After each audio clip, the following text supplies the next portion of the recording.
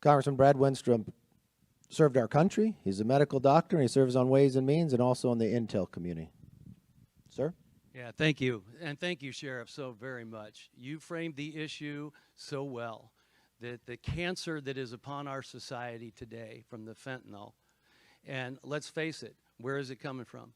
It's coming from across our borders. And Tony, you did a great job of really summarizing what is taking place. And I'm from Ohio, and believe me, we're a border town too, just like you know you are here today.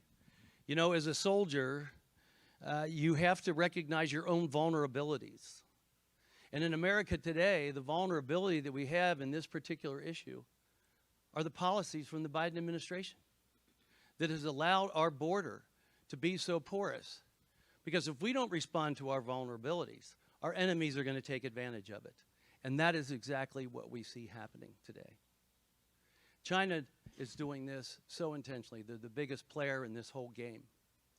And recently I had the Chinese ambassador say he wanted to meet with me. And he was very upset that across America we're blaming China for so much of this problem. And I said, well, look, I know that you made some steps from no longer sending fentanyl directly to Americans across the country.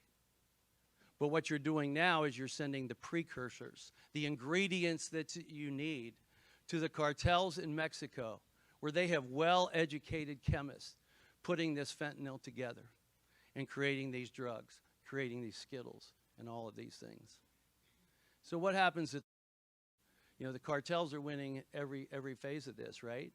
Because they bring migrants across, they're paid for that, they're in such large numbers, it's a diversion for our Border Patrol, and it opens the opportunity for more drugs to come through.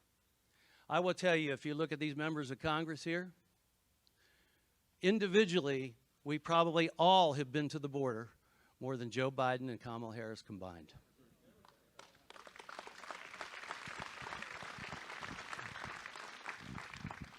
We went down with the Doctors Caucus to really see and hear from the Border Patrol agents just how much of this they've been able to capture and what they estimate they haven't been able to capture.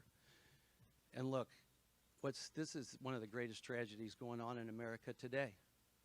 If you look at the age group that's being so effective, this is the next generation, right? This is the generation that creates new businesses. This is the generation that goes to work every day, that drives the trucks, that produce the steel, that become doctors.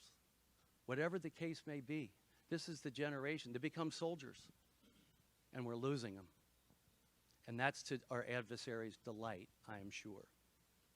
So as we have engaged in this, as I said to the ambassador, I said, well, if that bothers you so much, why don't you do something about it? Because you may say those precursors are legal and you have the right to sell them, but maybe you would have a moral responsibility to track them, know where they're going, and I tell you what, the United States would be glad to help you with that, and we can engage with the Mexican government as well, and let's figure this out and stop it, nip it in the bud, and prevent this problem from even being a problem in the United States of America.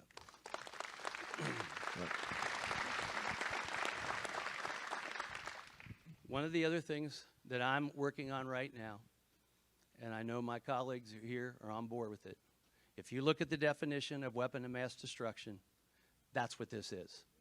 That's what this is. It fits the categories completely, and we're going to declare it as that and use every resource we possibly can to nip it in the bud.